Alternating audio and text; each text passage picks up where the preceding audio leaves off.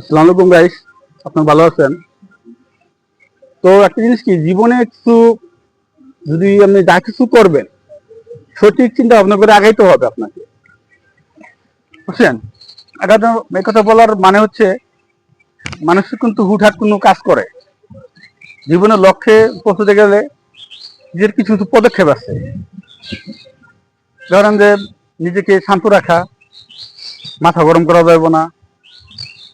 নিজেকে বুদ্ধিমান যদি ভাবেন, সবসময় চুপচাপ থাকবেন, কাজ বেশি করবেন।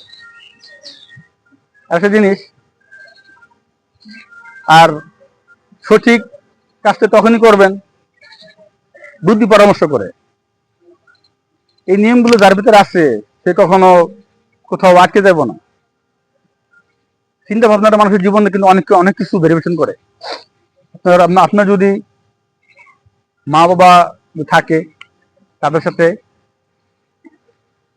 সঠিক পরামর্শ নেবেন যে কোন কাজটা করলে আপনার জীবনে সাকসেস হইতে পারবেন। সাকসেস হওয়ার পিছনে কিছু না কেউ অবদান থাকে। সেটা ভালো একজন গুণী ব্যক্তির মাধ্যমে হইতে পারে, আপনার বাপ মার মাধ্যমে হইতে পারে, বা ভালো একজন বন্ধুর মাধ্যমে হইতে পারে। কিন্তু আপনার মেন উদ্দেশ্য থাকবে একটাই, যে আমাকে সফল হইতে হবে। তাহলে কিন্তু আপনার জীবনে কোনো বাধা আসবে না। চেষ্টা করে যাবেন, ভালো উদ্দেশ্য নিয়ে আগাবেন, তাহলে কিন্তু সেখানে কিন্তু আপনার সফলতা আসবে। তা না হলে কিন্তু কখনো সফলতা আশা করতে পারবেন না।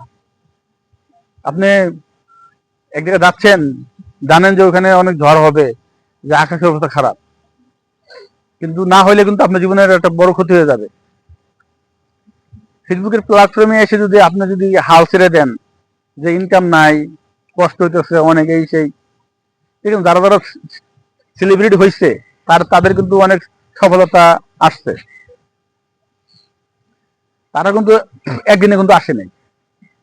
তারা অনেক চিন্তা ভাবনা কইরা, হিসাব নিকাশ কইরা তার মধ্যে আগাইছে। এরা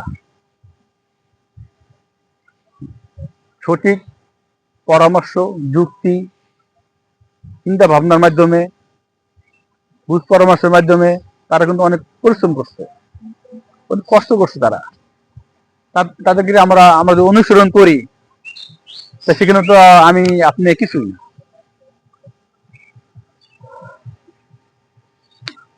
তো চিন্তা আছে, হ্যাঁ।